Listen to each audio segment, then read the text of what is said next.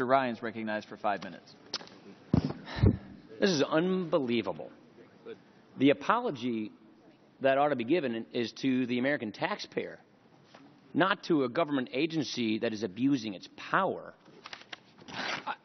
I am sitting here listening to this testimony. I don't believe it.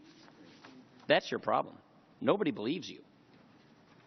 Come on now. The Internal Revenue Service comes to Congress a couple years ago and misleads us and says no targeting is occurring.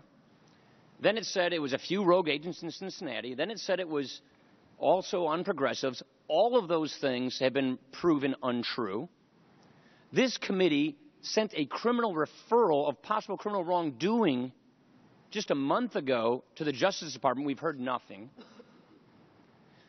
You bury in a 27-page letter to the Senate asking for them to conclude the investigation that you've lost Lois Lerner's emails during the time in question because of a hard drive crash. Monday, our investigators asked your agency whether any other hard drives crashed, and we learned that 6 other hard drives of the people we're investigating were involved. You didn't tell us that. We told you on Monday. On Monday. And what did you do with the information? Because we asked you. Right, and what did you do with that information? You told us on Monday because we asked you whether any other hard drives crashed. This is unbelievable. We answered you told us on May that you were going to give us all of Lois Lerner's emails, and you learned in February that this crashed.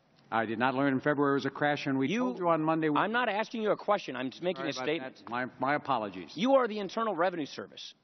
You can reach into the lives of hardworking taxpayers, and with a phone call, an email, or a letter, you can turn their lives upside down. You ask taxpayers to hang on to 7 years of their personal tax information in case they're ever audited, and you can't keep 6 months' worth of employee emails? And now that we are seeing this investigation, you don't have the emails. Hard drives crashed. You learned about this months ago. You just told us, and we had to ask you on Monday. This is not being forthcoming. This is being misleading again. This is a pattern of abuse, a pattern of behavior that is not giving us any confidence that this agency is being impartial. I don't believe you. This is incredible.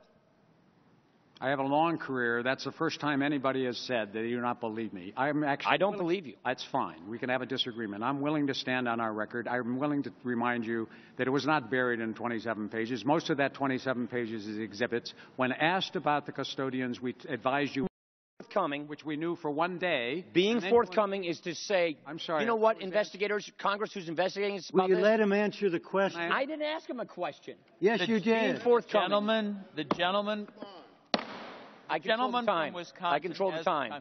I realize that disrupting a hearing sort of no, come on. No. People, but the gentleman from Wisconsin. I am not yielding time. I control the time.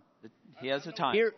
Here's what being forthcoming is. Regular order. If we are investigating criminal wrongdoing, targeting of people based on their political beliefs, and the emails in question are lost because of a hard drive crash that is apparently unrecoverable, which a lot of IT professionals would question, and you don't tell us about it until we ask you about it, that is not being forthcoming. And that's true.